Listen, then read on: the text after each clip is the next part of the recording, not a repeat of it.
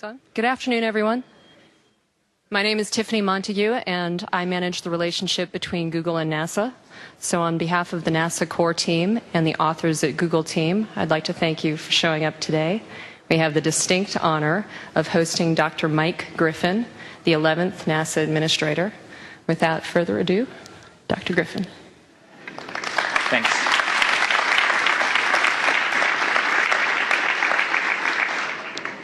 Well, I don't expect to compete with John Edwards, who I understand will be here later, but it is an honor and a pleasure to be here. I enjoyed my time out here in Silicon Valley, both running Magellan Systems down in San Jose and also my time with In-Q-Tel. So in a way, part of the way, this is coming back home for me, and I enjoy being here. I do have a slide presentation, as much as I hate those, because there are some things that pictures can show that are otherwise awkward. I'm not going to sit around and read slides to you, both because I find it boring, and I know you will too. And after all, if I can say this nowhere else, I can say it here. You can always Google it. So when I talked to Tiffany about what we might cover today, she sort of was divided, or thought maybe it would be a good idea to divide my time between what our present plans are for the government side of our space program, and then how that might interface with commercial interests and commercial developments. And I think particularly here in Silicon Valley, that's a good theme. So let me quickly run through for you what we're doing. And I want to try and do all of this in anything that I'm going to sit here and say. I'm going to try to do that in about 30 minutes and leave a good half hour for your questions that I hope will be more entertaining than my monologue. The key point that I want to make here, in case you haven't or in case you don't follow what we do at NASA, because frankly NASA is not as much in the public consciousness as it was in the 1960s. The key thing that I want to leave you with is that following the loss of Space Shuttle Columbia on February 1st of 2003, the nation and the nation's policymakers, President, Executive Branch, Congress, asked a lot of very deep questions. You know, why are we doing this human spaceflight stuff? It's clearly, you know, expensive, difficult, and dangerous. What should we be doing with it? And the failure board that was put together, that was run by Admiral Hal Gaiman, did, I think, a great service to the country, because they went beyond the proximate cause of the shuttle's loss to the larger issues. And they also asked, why are we doing this? Because with the technology anyone can foresee for the next generation or two, spaceflight is expensive, difficult, and dangerous. And if you're going to do it, the goals ought to be worthy of the costs and the risks. And they went on to say that for a great nation like the United States, yes, we should do it. It is a strategic enterprise for the United States to push the frontier, to really learn to fly in space. But we're at its infancy, and it is difficult. And so the goals should be worthy of the enterprise. And sort of, oh, by the way, a program that consists of flying the space shuttle back and forth to the space station is not such a program. You need more. The President responded, the Congress responded, and they approved what many have called the vision for U.S. space exploration. I don't really like the term that much, to be honest with you. The way I refer to it as is they have changed the direction of the civil space program, and I think that's a good thing. And they've done it in law with the passage of our most recent Authorization Act in December of 2005. So it is now the law of the land that NASA is directed to take people back to the moon and prepare the way for a journey to Mars. And you should know that. There are a number of steps along the way. We're not just going to snap our fingers tomorrow and head for the moon. I mean, we can't. Although you would be amazed at the number of times I get questions from top-level policymakers concerning why don't we just haul some of that Apollo equipment out of the barn and head back. And of course the answer is there is no barn. We will spend the next 10 years recreating a lot of capability for spaceflight, hopefully going a little beyond, but we will spend the next 10 years recreating capabilities that this nation once had and threw away proactively and with malice aforethought during the Nixon administration. I regarded it as a mistake then. I see that there are a few of you who, like me, are old enough to remember the Nixon administration. I regarded it as a mistake then, and I regard it as a mistake now, and this president and this Congress have rectified that mistake, and now it's up to NASA and, frankly, to our industrial base in this country to set about fixing that. But there's a number of steps. We have substantial existing commitments to the International Space Station, to 15 international partners. This is a period of time when it is very difficult for the United States to keep his word, because finishing the space station with the space shuttle is going to be hard to do. But I think that the measure of a person or of a nation is the ability to keep its word when it's hard, not just when it's easy. So we will do that. We will extract from the building of space station many lessons. We are already doing so, and we will learn a lot about how humans react to the space environment that will help us on the way to Mars in the future. But once we finish the space station, the important thing about it is our next generation system for putting people into space, which will be online not later than 2014, will be capable of taking people not only into orbit but to the moon. And that's our thrust now, to return to the moon no later than 2020 and then move on from there out into the solar system. Now, many people say, why so long? We did it in 8 years the first time. Well, we will do it in about 8 years the second time, too. It's just that we're not really starting until 2011 or so, after we finish the station. That is the existing commitment on the plate. That's a space shuttle rolling out on a crawler with a nice montage in the background. Since I took over, we've flown 4 space shuttle flights. I have refereed all of them. I'm happy to say they've all come out okay. There have been some interesting moments along the way. The space shuttle is an aging system. It will be 30 years old by the time we retire it, almost 30 years old by the time we retire it in 2010. And it doesn't fly easily. It has enormous capability, but it is temperamental. Our next flight is coming up, we hope, next week, and I'm hoping to add a 5th mission to that list. We're about 60% of the way through the building of the International Space Station. When done, it will be over 100 meters long in one dimension and actually close to 100 meters in both dimensions.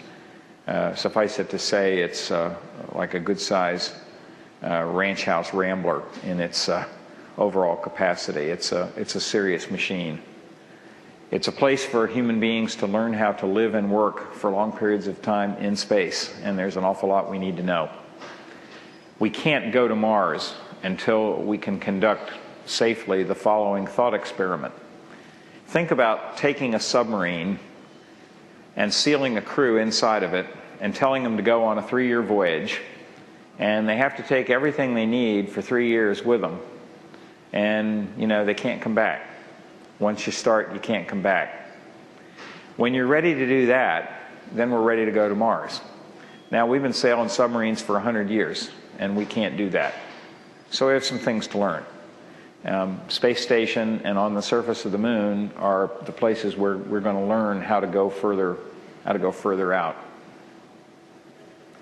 So the moon is the first step. To me, one of the primary things about the moon is it is a stepping stone. It's a pathway to operational experience. And many people say to me, well, we've been there. Why do we need to do that? Well, the we who have been there are almost all people older than me. And by the time we go back, it will be 50 years since we've been. And I submit that we don't have a lot of current experience. So it's a stepping stone. We will also learn much of interest there on the moon. Apollo raised more questions than it answered. And there are a number of fundamental science issues that we can settle there. and a number of facilities we can build on the moon that are not easily buildable anywhere else. Building the world's largest radio telescopes by rolling out mylar foil with antennas embedded in them is one of the things we can do on the moon and just can't do anywhere else. And that will, I think, make fundamental advances in astronomy. The biggest particle accelerators we can build on Earth do not come within orders of magnitude of delivering the energies that the occasional cosmic ray delivers. So if we really want to probe the deep structure of matter at Planck scales of space and energy, then we must turn to very high energy cosmic rays, rare as they are. And the place to do that is above the Earth's atmosphere on the moon. Building the cosmic ray detectors is easy, getting them to the moon is hard, but it is orders of magnitude easier than trying to develop such capabilities with particle accelerators on Earth. So there will be things we can do that will be of interest, but for us engineers, it is also a stepping stone. This montage gives you sort of a picture of what our architecture is. If you've seen the pictures of the old Saturn V launches coming off of Pad 39 at Cape Canaveral, we went to the moon with one launch vehicle. This time we'll do it by rendezvousing two vehicles in Earth orbit, assembling a more robust capability, and then setting out for the moon. This lunar lander will be able to deliver 4 people for a week with several extra metric tons of cargo, even the first time out. It will be, it will not be your father's Apollo, even though in some cases it looks like it because the physics of the situation demand certain things of us engineers.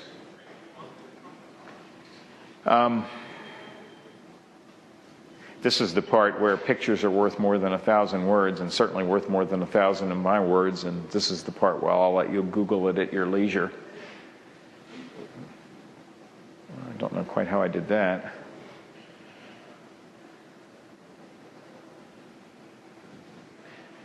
Okay. These are shown to scale for comparison with the old Saturn V.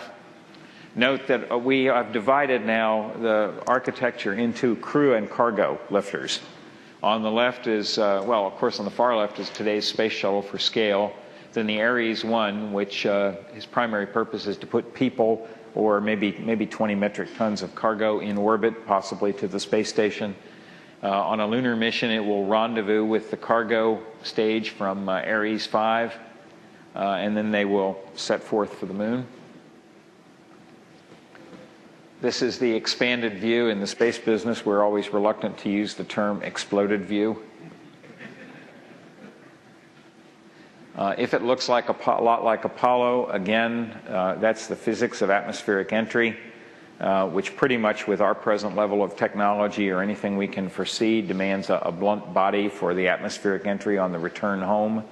And if it's going to be a blunt body, I have several choices, but I have a very well-established aerodynamic database for Apollo. One of my beliefs is that a good engineer doesn't reinvent anything he or she doesn't have to reinvent. So we are reutilizing that shape, even though it holds 6 people instead of 3 and is about 5 meters in diameter as opposed to about 3.9 meters in diameter for the Apollo vehicle. We'll also be the first U.S. spacecraft to carry solar arrays because we're setting this up to provide for 6-month rotations of crew on the lunar surface, much like people do in Antarctica today. And with that goal in mind, the crew vehicle has to loiter in lunar orbit for 6 months at a time, and you can't do that on batteries.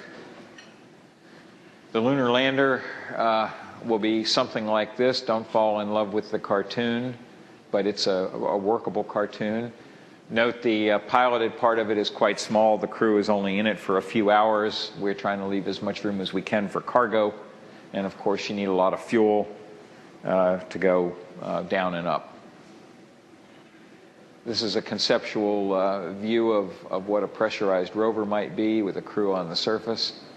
These are, again, some points that I'm going to let you read at your leisure. There are a number of things that I believe are interesting about establishing a lunar research station, a lunar outpost. very much, I regard our next activities on the moon as being very, very, very analogous to how the human race has developed Antarctica, or is developing Antarctica. People first went there, first successfully reached the South Pole in 1912. Quite a number of people were lost in the attempts to do so, and it was a very difficult thing to do.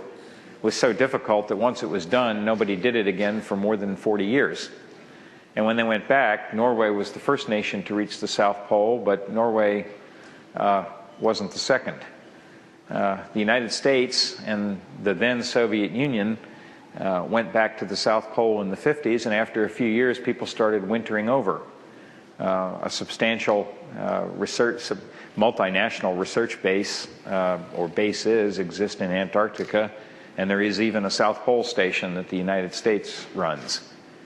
South Pole is a very difficult place to get to, and much like the moon, there are times when if you're at the South Pole and something goes wrong, you just have to stay. I think everybody remembers the story of a few years ago about a woman surgeon who operated on herself for breast cancer over the middle of the South Polar winter because you can't get in and out. So, and yet we find scientific reasons galore, scientific reasons in abundance to have hundreds or even thousands of humans in Antarctica, and I think we will do the same at the moon in the coming decades. One of the most interesting places, well, two of the most interesting places on the moon are in fact the poles, because the moon has a very shallow axial tilt, unlike the 23.5 degree tilt that Earth axes have. The moon is nearly perpendicular to its orbit plane, and so has very little seasonal or diurnal change in in the insolation at the poles. So since we don't have any space-qualified nuclear reactors, that was another one of the things we ditched 30 and 35 years ago. We are dependent in the near term on solar power at the moon, and the moon has night periods which are 2 weeks long. So if you're at the poles, you can get nearly continuous sunlight in many regions, and that will be an advantage to an early research station.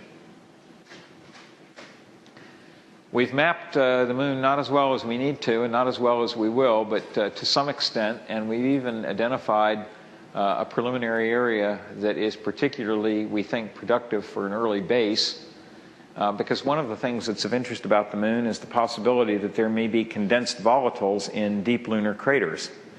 And there are regions that are relatively close to one another on the lunar South Pole that have permanently shadowed craters that never see sunlight and in which volatile elements may condense, right next to regions which get nearly permanent sunlight where we can extract power. So we're pretty interested in that. And don't be surprised if that's where we go the first few years. This is a notional way in which we might build up an outpost with pressurized modules brought down by lunar landers. Again, the similarity to Antarctica is, I think, striking when you look at the first Quonset huts that were put there in the 1950s. One of the first things we're going to learn how to do, and going to need to learn how to do, is to use the resources we find elsewhere in the solar system to help sustain life, because we can't keep bringing things up from Earth. It's extremely expensive. So we need, as the first settlers in America did, we need to learn how to live off the land. Now, well over half the Jamestown colony, the initial Jamestown colony, died because they didn't know how to grow or harvest existing food in Tidewater, Virginia, an area which kept tens of thousands of Indians alive and quite comfortable. But growing and harvesting food in the New World was not the same as growing and harvesting food in Europe, and they didn't know what they didn't know about how it was not the same. Now, England, in particular, in that era was overpopulated, and they just kept sending colonists until they figured it out. But we can't afford to do that, so we're going to have to try to learn a little bit more expeditiously and not kill off quite so many people as we proceed to learn how to use and utilize the moon. So it's a point of departure for future work. Now, our philosophy on this is very definitely not like that of the 60s. We are identifying crucial transportation elements that we think in this era can only be supplied by the government, and in particular only supplied by the US government. The barriers to entry for interplanetary spaceflight are quite high. So that's an area where government investment should occur. But all of you here know, as I do, that if we can establish a market, if we can establish a program, if we can get over some of the barriers to entry, that it will be hugely more efficient to take care of those facilities, utilizing as much private and commercial development as we can to fulfill what is admittedly at first a government market. So we will be attempting to stimulate, augment, aid, and abet the development of not only international but also commercial ventures to help us with basic transportation and infrastructure needs. Here I've outlined in blue, I've outlined on this chart all the things we think we need, and I've outlined in blue that which we think the US government budget for NASA will afford. So you can see that there are a lot of environmental niches for aspiring new companies and for international partners, and we expect to see both involved. We have an architecture, a plan. It's a point of departure, and I hope as the years go by you'll hear more about it. These are some of the reasons why we think it's important to do, but fundamentally for me it comes down to the fact that great nations are those that do great things. I think our nation, I think our civilization is a great one. We have ideals. We don't always live up to those ideals, but at least we have those ideals. And when the history of this era is written, the first voyages off of our planet to our nearest neighbor will live down through millennia in recorded history, and so will the civilization that makes it happen, and I want that to be ours. Now, I talked, that's my prepared talk. I wanted to talk a little bit about how we're going to factor commercial interests into all this. As best I can tell, if a given enterprise is right at the edge of what is possible to do, then a very good system has been worked out in Western society, and particularly in the United States, where we sort of share the risk of doing those state-of-the-art things communally, and we do it through government. That's how, frankly, much of the first air transportation industry was created. Certainly the ability to sail the high seas was backed by governments for hundreds of years until it finally became a truly practical commercial venture, and then only in the 20th century, after hundreds and thousands of years. The development of atomic power followed a shorter but similar course. It is now a commercial enterprise, but we all know that due to wartime exigency, government projects developed both the first atomic bombs and the first nuclear power reactors.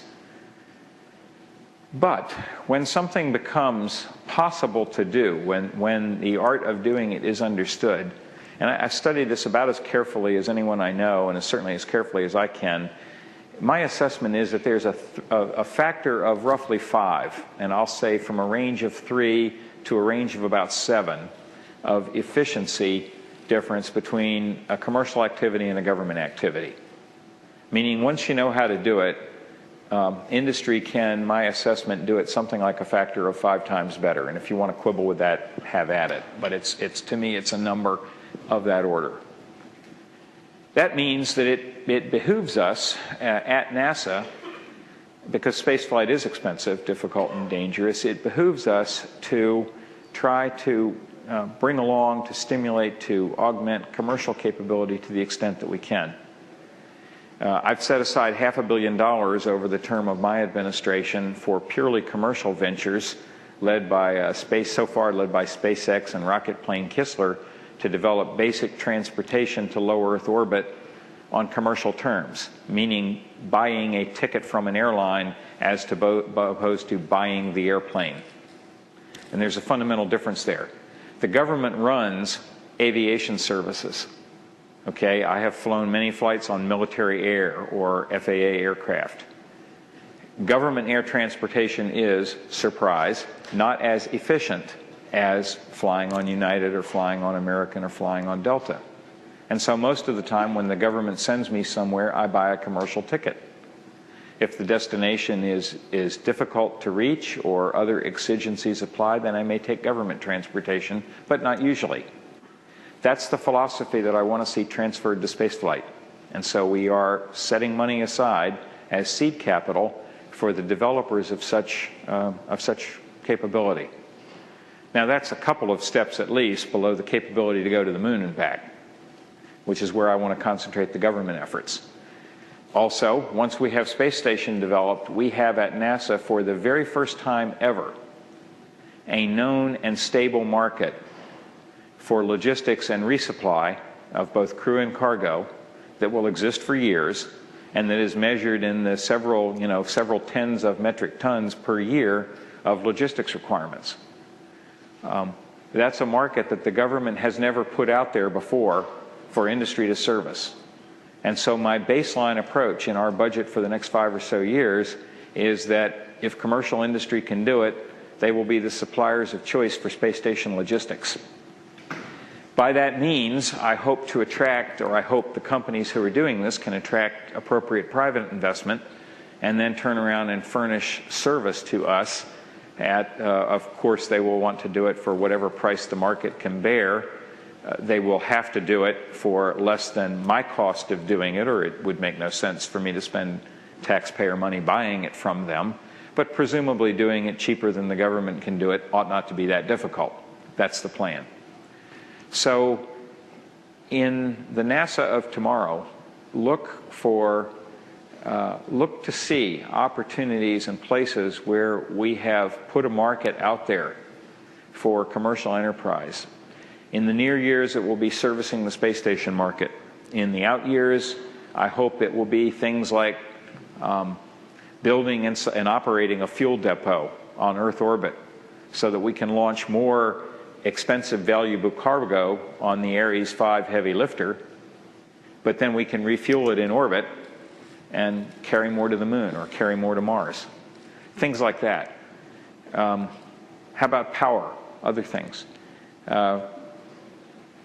Everything in space, certain military payloads and certain outer planetary payloads use nuclear power of one kind and another. But most everything in near-Earth space utilizes solar power.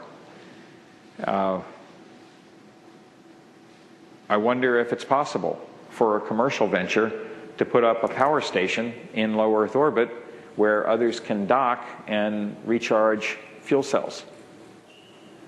I mean, is that a commercial venture? I don't know. It's an idea. Certainly it doesn't take the government to build solar arrays and build a power farm.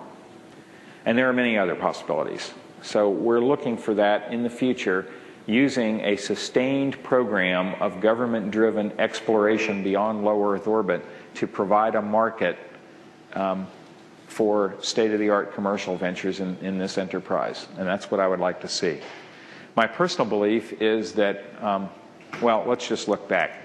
In a century, less than a century, human beings, frankly most of them American human beings, took air transport from an experimental venture involving cloth and sticks to a transportation system that girdles the world and which is so safe that you have an equally high chance of dying by being struck by lightning as you do of dying in an air transportation disaster. Now that's a stunning statistic. I mean, that is an absolutely stunning statistic. But if you Google lightning deaths and Google air transportation deaths, you will find that over a 20-year period, they average out to about the same. Significantly, both sources of death are such low rate that you do have to extend it over a decadal time scale to get a statistically significant number. Okay, not, only about 3 in 10 million people die every year from being struck by lightning. And on average, when we lose an airliner, several hundred people die, but it doesn't happen every year. So in a century, human beings took air transportation from cloth and sticks to something which is safer than being out in an open field in a thunderstorm. That is a stunning achievement. And you probably don't hear things like that from, everybody else, but I run NASA. So I personally believe that capability came about because of the synergy between government demand and government funding and government research and development and experimentation and commercial utilization of such results and development into practical applications. I think commercial efforts without, especially the early government market for air traffic, air mail, military services, the commercial aviation would not have developed because it needed a market that was not going to be there by pulling itself up with its own bootstraps. But equally well, government can't demand something which doesn't exist and probably cannot develop it as rapidly and as efficiently as commercial enterprise can given a good market. So I think we owe the state of aviation in the world today to the private-public synergy that existed for a century in America in aviation. And I'd like to see that replicated in spaceflight in the next century. That's my goal. Someone said once that the difference between a goal and a dream is a schedule. And so I have our commercial providers on a schedule. So let's see if they can meet it. With that, I'll stop. That gives me something like 25 minutes for answering your questions, and just go to it.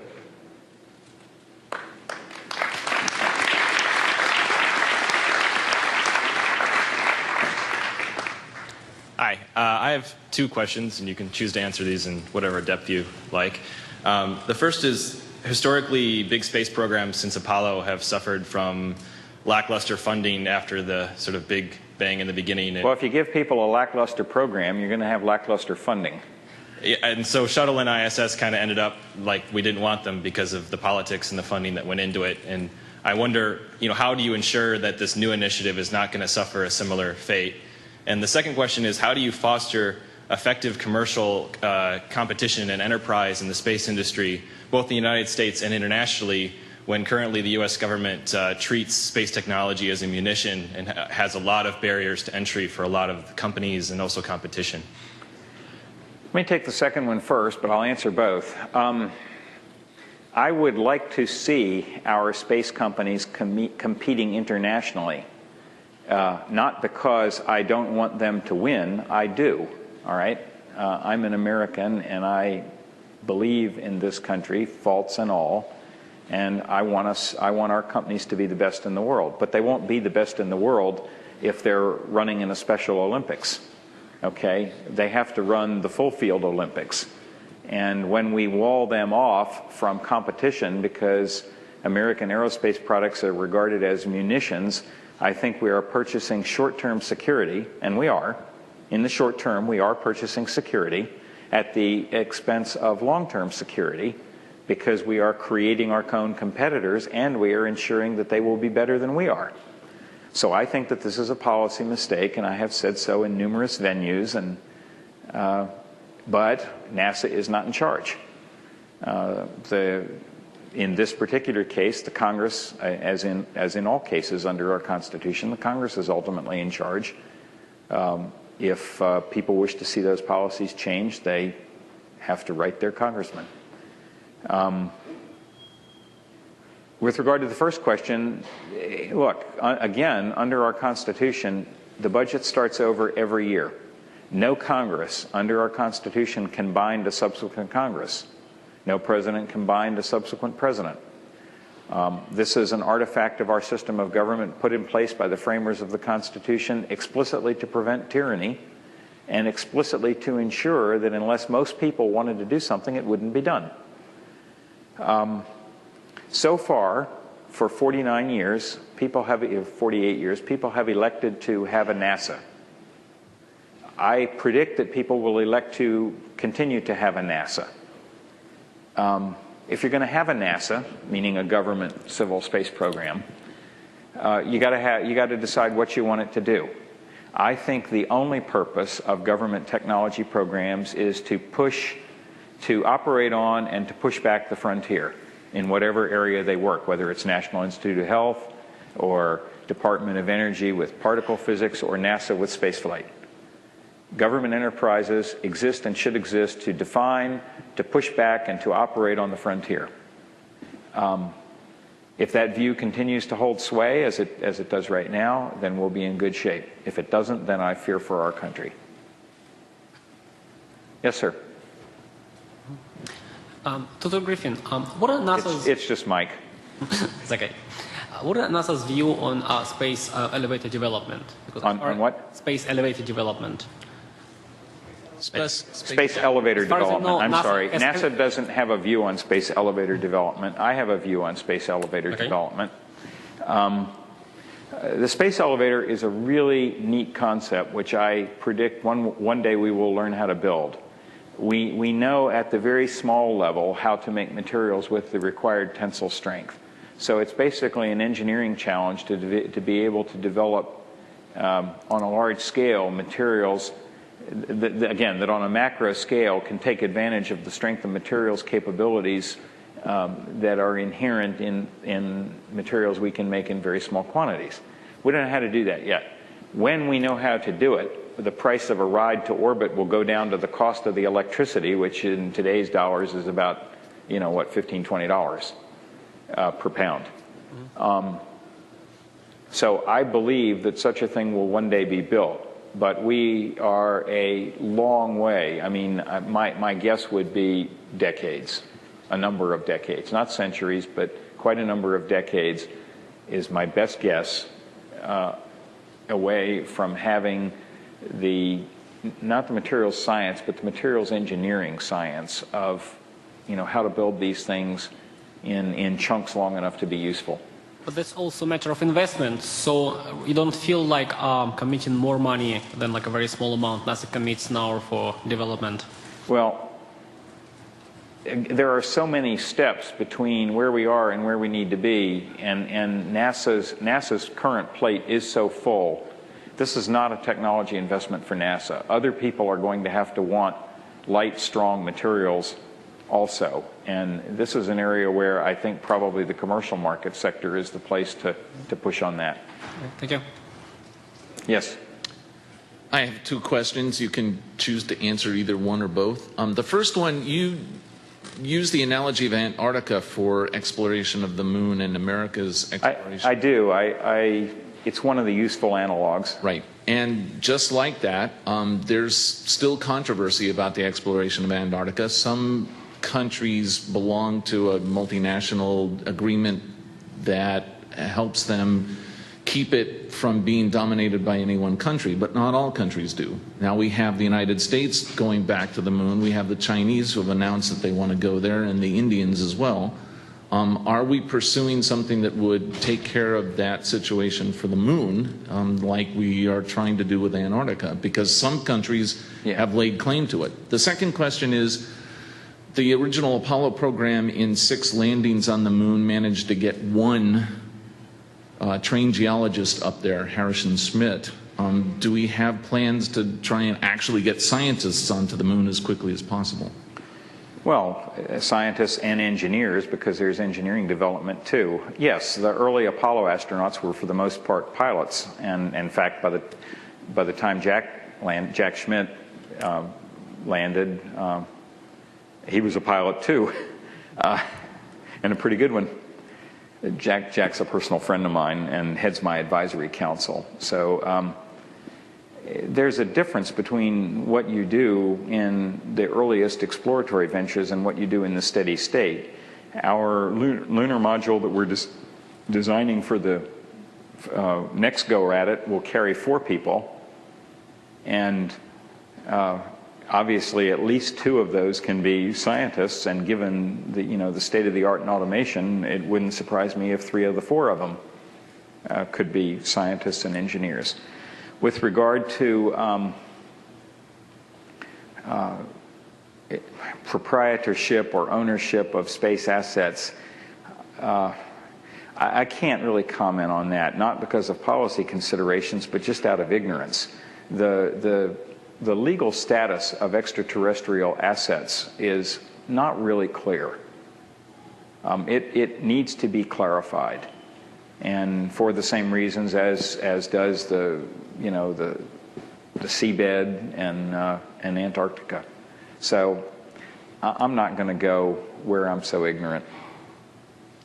To come back on the second question, do you have a detailed enough plan for the first lunar mission that would say whether... No, okay. Not at this point. I mean, we're talking about something in 2019. So, no. I don't have a detailed plan for the last space shuttle mission yet. Sorry. Thank you. Yes? So you explained that the returning to the moon will take 8 years, but we're not going to start it right now, not till 2011 or something like that.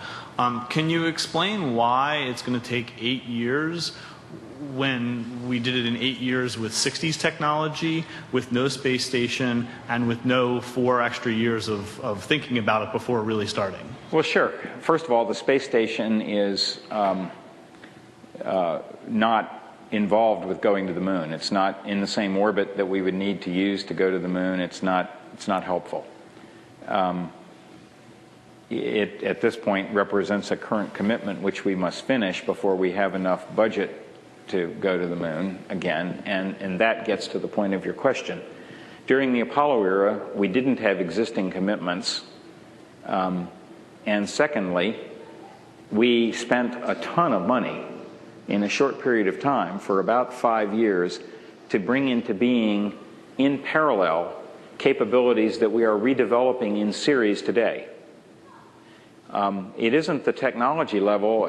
When we return to the moon, it fundamentally will still be with 60s technology. So now, certainly not the electronics and the software, but the rocket engines and the metals and alloys and materials are not fundamentally different than what we've had before, because we have not much invested in aerospace technology in this country in the last several decades. So the technology doesn't much differ. We are recreating capabilities that we once had and do not have anymore, and we are doing them in series, not in parallel. So it will take more time.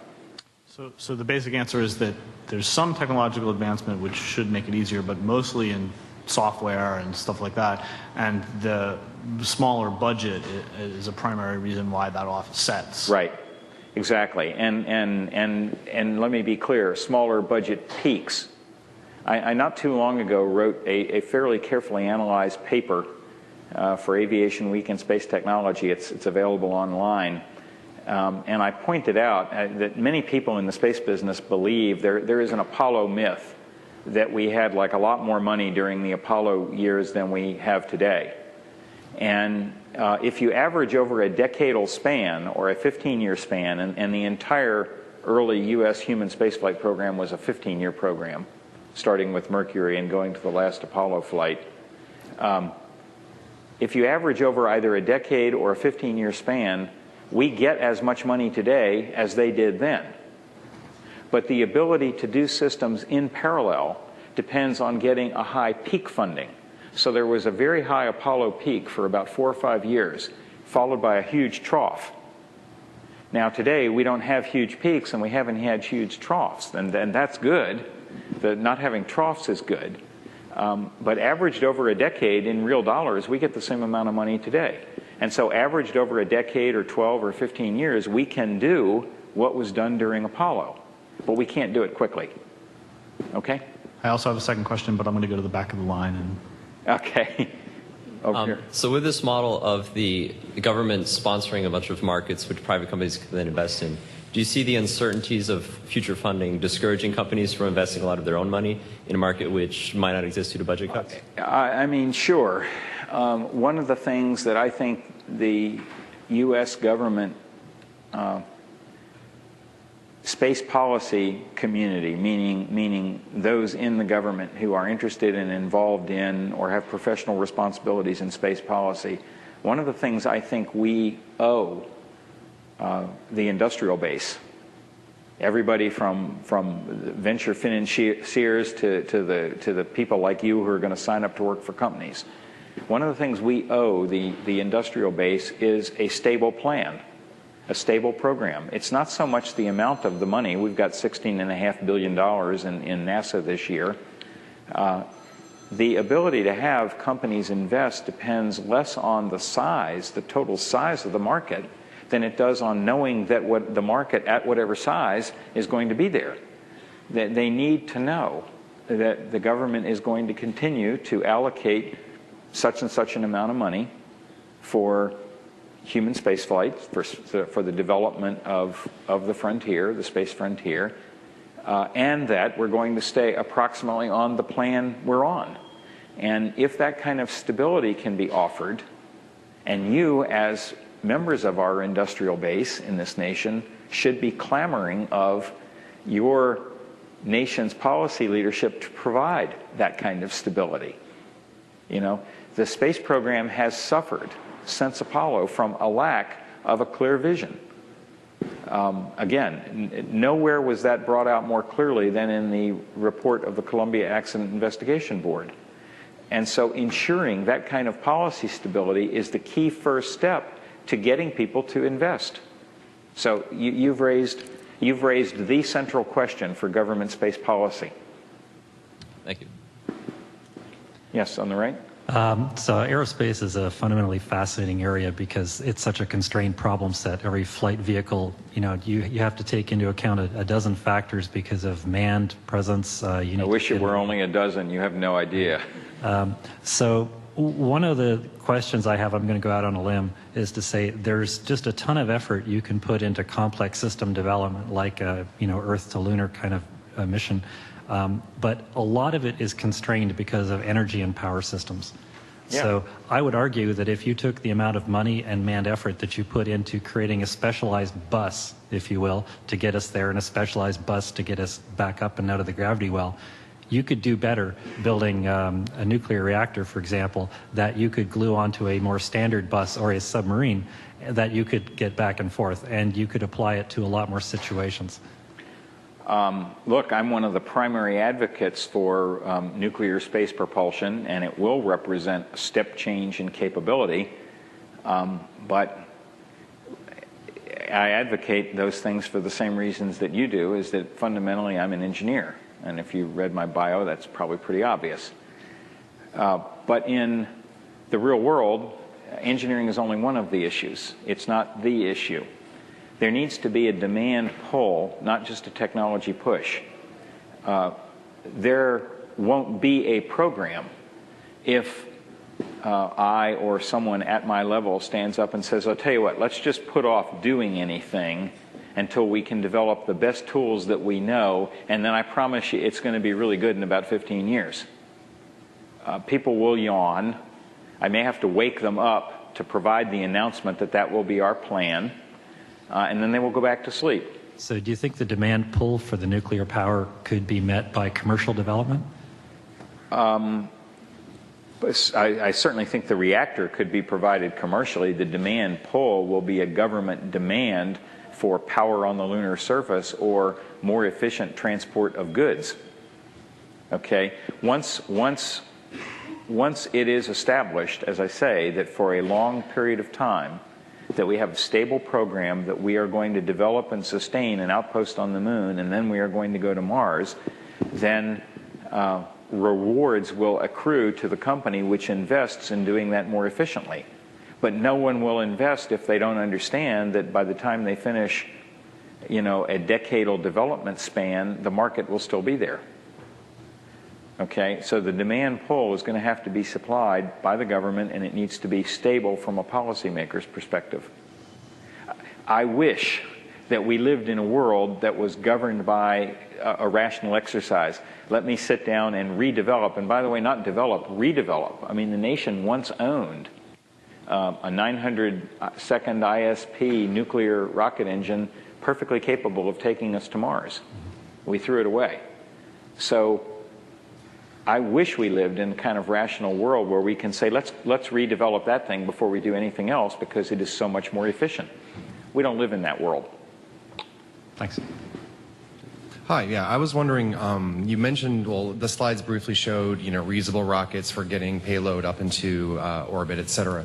But are you actively pursuing other methods, say like, the whole space plane concept, scramjets, et cetera? No, because we don't have the money to do those very neat and elegant and interesting and excited things other than we're doing some scramjet research with the Air Force. Those kinds of well, some of it is governed by money and some of it is governed by shape, which has a lot to do with entry aerodynamics. Reusable rocket plane systems, while attractive, are fundamentally only useful for getting from Earth's surface to low Earth orbit and back. The shape does not lend itself, with any technology that we currently foresee, does not lend itself to atmospheric entry at lunar return speeds, never mind return from Mars. You really need, with the technologies we can foresee today, you really need more of a blunt body shape to come home from the moon.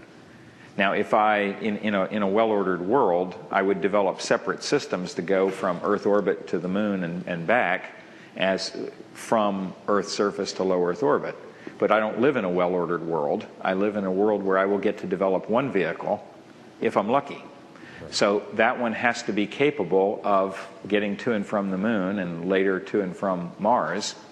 And then, as with Apollo, by the way, if it can do that, it can certainly go to and from Earth orbit.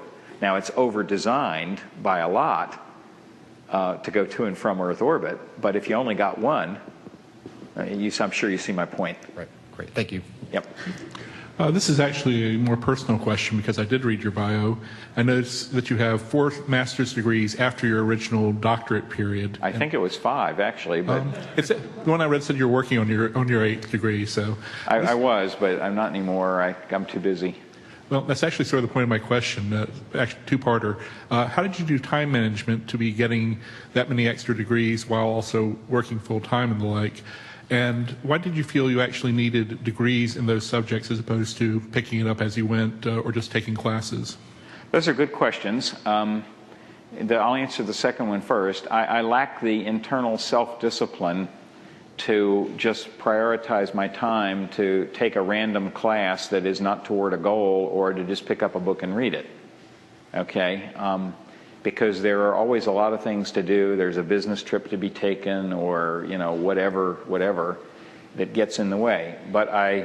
So I lack the self-discipline to set aside that time unless I establish a goal that is some overarching goal I will sign up for and get this degree.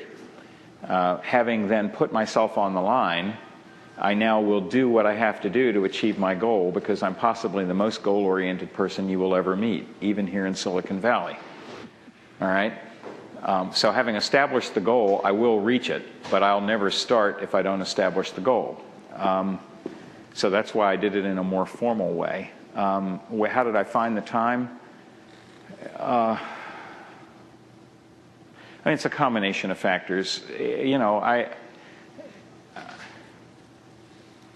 I don't want to, be silly, but the truth is that I watch almost no TV and never did. I sometimes joke that I'm the only living American who never saw an episode of Seinfeld.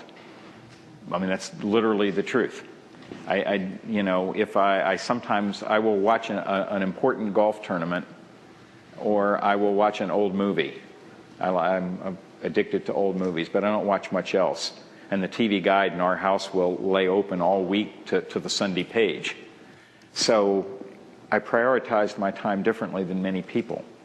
It's amazing how much time you free up if you just don't watch TV. And the second thing, not to be falsely modest about it, is school was never very hard for me. If I set aside the time to show up for class, I didn't actually have to do much work. And so it was a matter of putting myself in a situation where I had to perform, and I would do so just by setting aside the time. And I always really liked learning new things. And so, whereas other people had other hobbies, I mean, for most of my adult life, my hobby was to learn new things. And that was the way I did it. Would you like a job here? I think you just qualified. Thank you. I think. Yes. So it seems like aerospace in this country is consolidated to just a few very, very large companies. And what is the hope for a space startup? How would you go about that today? Well, aerospace in this country is exactly like all of the other kinds of companies in this country, as well as all animals and plants. You know, the biosphere is obviously dominated by large land animals, but almost all of the biomass is in bacteria. Okay? In almost every field, there are a few really large dominant companies that are not very nimble and not very fleet-footed, and then there are many, many small companies vying to become big companies. You know, Lockheed Martin was once the Lockheed brothers, and Glenn L. Martin, an individual operating, you know, on his mother's money. They were the Google of their time. There are quite a number of very intriguing and very exciting small companies in aerospace today. The question remains as to which of them is going to win. But if you look out across the aerospace landscape, yes, market share is dominated by, you know, Lockheed, Boeing, Northrop, Raytheon, Honeywell, a few other giants in the defense and aerospace industry. But there are many, many, many innovative small companies that I think, you know, 100 years from now, people will look back and say, oh, well, they were the obvious winner. You know, sure. I don't think it's as grim as you say. I really don't. So I want to ask a question about innovation and risk. You mentioned that, you know, we don't have the luxury of sending up missions where people have a good chance of dying. If you listen to the space entrepreneurs alluded to in the previous question, you know, they lament the fact that NASA is as risk averse as it is. And if you think about our likely competitor, it's most likely China. And the Chinese have an inherently different view of sort of worth of life and seem likely to take more risks. So I guess the two aspects of this question are, you know, do you see it as a problem that we are so risk averse and protective of life? I mean, there are plenty of people clearly who would be willing to take the risks to their own lives if NASA or we as the U.S. government just let them, but who may not be able to make those risks in a private entrepreneurial venture. And you know, your point about the, you know, there's many of these companies out there, we'll see which ones survive, right? Well, that's how innovation happens, right? They all have different ideas, they all pursue it, we see which one happens. I didn't hear a lot of innovation in your talk. I mean, is NASA, it sounds more like you're just going to do the engineering to go redo the technology with sort of what we have, and there wasn't a lot of sort of, let me address that. Giant leaps. You're right. I mean, there's not a lot of innovation in my talk because before we can innovate, I mean, the definition of innovation is doing what you haven't done before.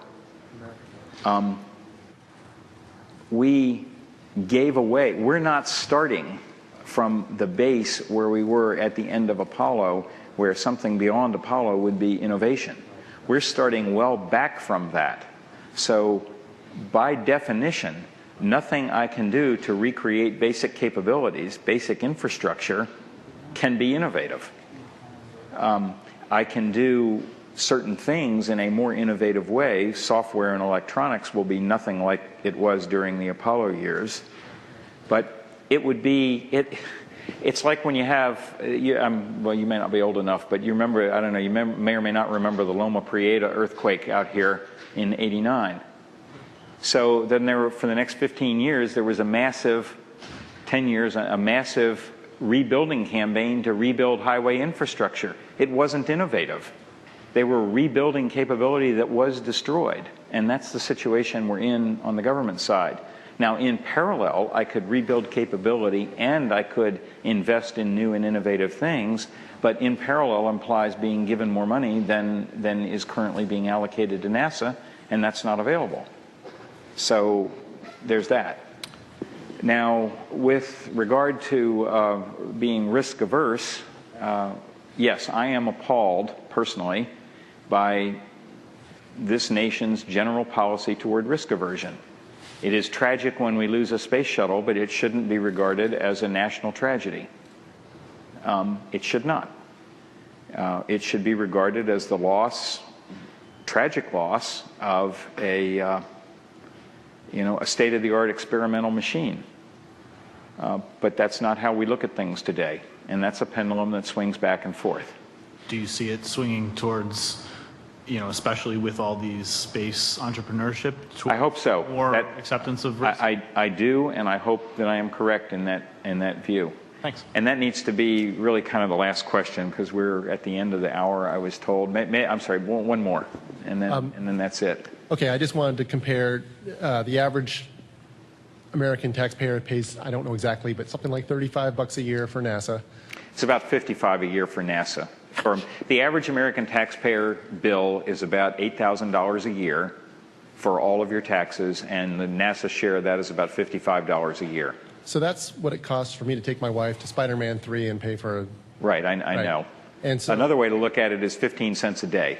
Your tax bill for NASA is 15 cents a day. So, and I would claim that you're sort of in the entertainment business. So the question is, how much does the average American, because that's what the average American gets from NASA, right? The average American is not an engineer that benefits from spin-offs and you're directly. Anyway, but my point is that what does the average American get from something like the work that we did on Mars with the exploration robots compared to 6 guys landing on the moon, on a sort of per year basis, right? It seems like there was a lot of excitement about the stuff that happened on Mars with robots. And I really wonder, has anyone done sort of a comparison of, on a per buck basis, what did Americans get back from these two things, and why are we putting so much effort into manned exploration instead of unmanned exploration? Well, my own view is that that's a false choice. We want to do both. Okay, both are interesting, and they're interesting for different reasons. I'm afraid, you're not going to like my answer. It's one of those things like the old joke about walking into the store and asking what a Rolls Royce costs. If you have to ask, you can't afford it. I truly feel like if you have to ask why it is important for humans to push the frontier, then you won't understand the answer. Norm Augustine said, the former chairman of Lockheed Martin, said 20 years ago, famously quoted, I love the quote, he said, no matter what, there is a difference between parachuting an instrumented package down on top of Mount Everest and climbing Mount Everest. There is a difference. And people are willing to risk their lives for that difference, and they're willing to pay money for that difference. Not all people, but the majority of people. I mean, if we weren't, we'd all still be in East Africa. I truly believe it is deeply rooted in our DNA. We strive as human beings, and indeed all animals, strive to occupy whatever niches are occupiable for humans with the state-of-the-art that we can bring to it. And I just do not think the majority of humans are satisfied with sending robots. But that's not an argument not to send robots. It's an argument not to send only robots. So that's my answer. Sorry, I'm sure it's unsatisfying, but that's the way it is. That needed to be the last one. I'm even with Google time, I'm now over the limit. So thank you.